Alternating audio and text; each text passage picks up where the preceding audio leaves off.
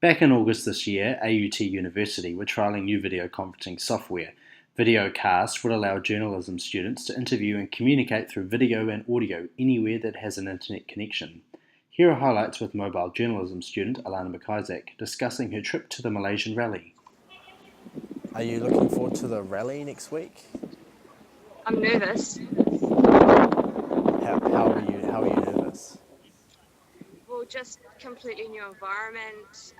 I forgot about immunisations, so I have to get tetanus and diphtheria and possibly hepatitis A and everything today because I've got rabies and everything, malaria, everything over there.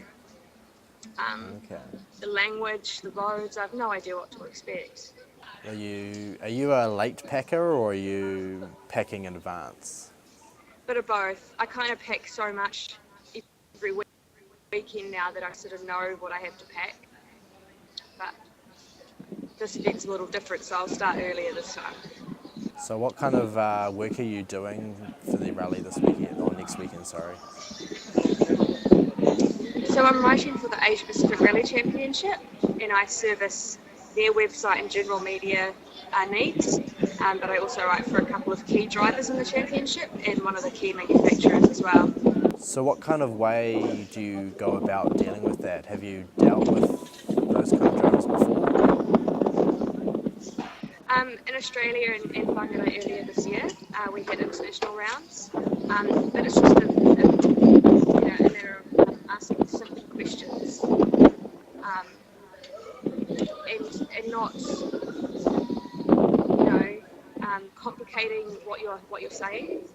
So you make a statement rather than a question almost. So the roads are slippery out there today, and they'll go, yes, they are. It just makes it easier. And is there much international media there? Yeah, there is, particularly in the Asian rounds. There'll be a lot of TV crews, local news, all sorts of things. The actual TV show that I help to produce is sent out to over 400 million households worldwide. Have you done an international round before, or is this the first time covering an international event?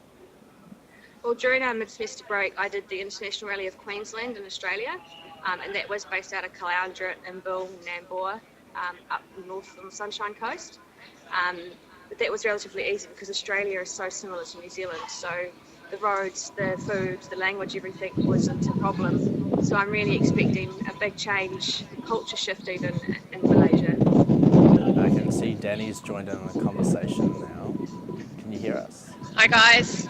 Yeah, good to catch up, and of course we'll see you again next week, Lani, when you're doing your big presentation. Of course, it's good to have somebody who has experience both covering an event like that and participating in an event like that. I hear you were involved in the Targa, New Zealand, a couple of years back, and I just what you can tell us about that. What happened? So I also co-drive in rally cars, which basically means I sit in the passenger seat of a rally car and tell the driver where to go and what needs to take corners and things like that.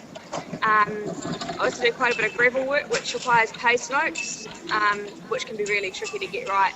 So quite often we'll be travelling at 200 kilometres both on tarmac and gravel, which can be quite scary when you've got a really tight corner coming up and you're saying brake, but those cars slow up really fast.